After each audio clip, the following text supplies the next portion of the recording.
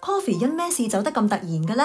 原來 Coffee 嘅病係倉鼠嘅死亡詛咒嚟㗎。我哋今集就嚟睇返當時 Coffee 究竟發生咩事啦。Hello， 大家好，我係巨神貓仔，我係巨神貓仔媽咪。上星期同大家宣布咗 Coffee 去咗彩虹橋，我哋收到好多鼠友留言安慰，真係好多謝你哋嘅慰問同埋對 Coffee 嘅愛啊！之前應承過大家會交代返 Coffee 有咩急病，希望呢條片都幫到大家判斷倉鼠嘅身體情況，可以及早發現毛病啦。Coffee 喺走之前1星期突然之間眼珠突咗出嚟啊！跟住我哋又發現佢屁屁啲毛有啲濕，不過因為抱佢起身之前佢啱啱去完廁所，而且老年鼠因為手腳冇以前咁靈活，唔會幫自己清潔得咁密，所以我哋就諗住再觀察下先啦。但係到咗第2日，佢屁屁濕嘅位多咗，而且長期都係濕，加上佢對眼仲係突出嚟，於是我哋即刻帶佢去睇獸醫啦。去到獸醫嗰度，醫生檢查完就肯定咗 Coffee 係濕味症，但好彩佢只係啱啱開始肚屙，而且 Coffee 仲食到好多嘢，又飲到好多水，所以都冇乜脫水嘅情況。不過 Coffee 對眼仔突咗出嚟，獸醫就懷疑佢個腦有 cancer， 所以逼到對眼突出嚟，而且腦瘤可能會令到佢個身震。Coffee 個身都震咗一排噶啦，所以呢個懷疑都合理嘅。但係最後當獸醫同佢磅完重之後，佢就否定咗係 cancer 啦，因為 Coffee 唔單止冇輕到，仲比起1個月之前重咗27G， 變咗隻大肥鼠啊！獸醫認為呢個係好嘅先兆，要醫嘅主要只係濕味症，所以就開咗抗生素同草粉俾 Coffee， 然後3日之後再去復診。Coffee 食咗3日藥，佢屁屁明顯冇咁濕，但係次次抱佢上手都會見到好多屎黐住，所以佢肚仔應該都仲係唔舒服啊！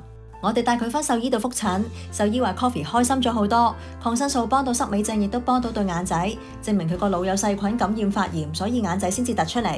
見到 Coffee 有好轉，我哋都好開心。點知返到屋企之後第2日，佢情況就急轉直下啦。Coffee 開始冇乜胃口，行路比前日慢咗同辛苦咗好多。我哋照餵草粉同埋抗生素俾佢，但係佢都好似冇乜好轉咁啊。跟住到咗第2晚，佢身體就突然變凍，然後走咗啦。由佢情況突然之間轉差到佢去彩虹橋，只係得1日時間咁短咋。咁到底 Coffee 係因為咩原因身體突然差得咁快呢？濕味症一定係其中一個原因嚟嘅，因為有濕味症嘅鼠鼠可以喺24至72個鐘之內就走，所以呢種病對倉鼠係好大威脅。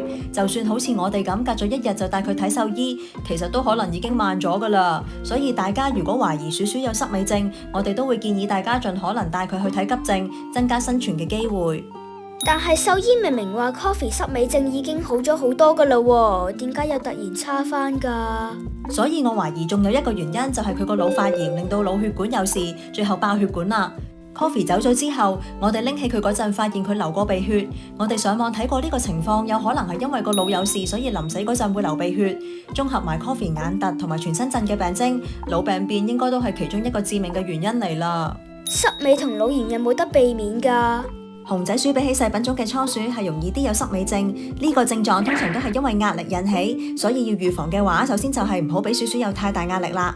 Coffee 個身都震咗一排，可能唔舒服令佢覺得大壓力，加上佢年紀大，抵抗力又一向麻麻地，所以就有濕味症啦。佢個情況都有啲難避免呢個病啊。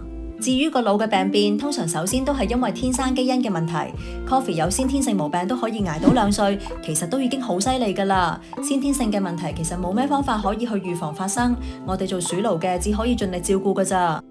希望 Coffee 嘅不幸經歷會幫到大家去判斷鼠鼠嘅身體情況啦。